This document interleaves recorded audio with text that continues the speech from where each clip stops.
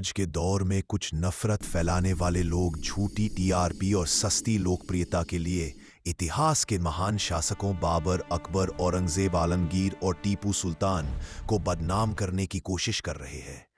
उनके खिलाफ फैलाया जा रहा जहर पूरी तरह बेबुनियाद, झूठा और प्रोपेगेंडा से भरा हुआ है। ये वो शख्सियतें हैं जिन्होंने अपने समय में न्याय, प्रशासन, बहादुरी और सिद्धांतों पर आधारित शासन की मिसाल कायम की, लेकिन आज इतिहास को तोड़ मरोड़ कर नफरत का औजार बनाया जा रहा है। ये डॉक्यूमेंट्री उन सभी झूठे आरोपों का तथ्यों, शोध और ऐतिहासिक साक्ष्यों के साथ करारा जवाब है। यह केवल एक प्रतिवाद नहीं, बल्कि सच को सामने लाने की एक ईमानदार कोशिश है। नफरत की राजनीति करने वालों के मुंह पर एक जोरदार तमाचा। इस डॉक्यूमेंट्री में भावनाएं नहीं, बल्कि सच्चाई बोलेगी।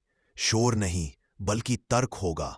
नफरत नहीं, बल्कि इतिहास की गवाही पेश की जाएगी। जो लोग सच जानना चाहते हैं, उनके लिए यह डॉक्यूमेंट्री एक मजबूत दस्तावेज है, और जो लोग झूठ के सहारे नफरत फैलाते हैं, उनके लिए ये एक आईना। ज़हीरुद्दीन मोहम्मद बाबर का जन्म 1483 में फरगना, मध्य एशिया में हुआ। वह तैमूर लंग की वंशावली से थे, लेकिन बाबर की असली पहचान उसका चरित्र, उसकी सोच और उसकी सच्चाई थी। बाबर बहुत कम उम्र में शासक बना, लेकिन उसका जीवन संघर्षों से भरा रहा।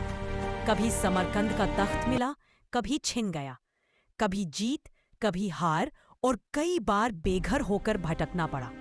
इन सभी हालात को बाबर ने खुद अपनी किताब बाबरनामा में लिखा। यह दुनिया की सबसे सच्ची आत्मकथाओं में से एक मानी जाती है। बाबरनामा केवल युद्धों का विवरण नहीं है। इसमें बाबर ने अपनी हार स्वीकार की, अपनी कमजोरियों का जिक्र किया, अपने गुनाहों को भी छुपाया नहीं। यही कारण है कि बाबरनामा एक शासक की किताब नहीं, बल्कि एक इंसान की सच्ची कहानी है। 1526 में बाबर भारत आया। पानीपत की पहली लड़ाई में इब्राहिम लोदी को हराकर उसने मुगल साम्राज्य की नींव रखी। लेकिन बाबर ने भारत को केवल युद्ध भूमि की तरह नहीं देखा। उसने यहाँ के मौसम, फल फूल, नदियाँ, बाजार और लोगों की जीवन शैली सब कुछ निष्पक्ष रूप से लिखा। बाबरनामा में कहीं भी धार्मिक नफरत या उन्माद नहीं मिलता। बाबर ने किसी धर्म को नीचा दिखाने की भाषा नहीं अपनाई। आज के दौर में फैलाए जाने वाले कई झूठे प्रचार बाबरनामा पढ़ते ही अपने आप गिर जाते हैं।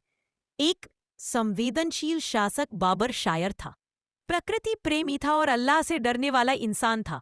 उसके लिखे शब्द बताते हैं कि वह पत्थर दिल बादशाह नहीं, बल्कि एहसास रखने वाला इंसान था। 1530 में बाबर का इंतकाल हुआ। उसने एक साम्राज्य छोड़ा, लेकिन उससे भी बड़ी विरासत छोड़ी, बाबरनामा। आप देख रहे हैं रियल वॉइस मीडिया, जहां हम हकीकत को बेनकाब करते हैं। देश दुनिया की सच्चाइयां, असल वाकयात और रियल डॉक्यूमेंट्रीज हम आप तक पहुंचाते हैं। अगर हम आपको सच का आईना दिखाने में कामयाब हो रहे हैं, तो हमारा साथ दें। हमारे चैनल को लाइक, शेयर और सब्सक्राइब करें, और कमेंट करके हमारी हौसला अफजाई जरूर करें। शुक्रिया।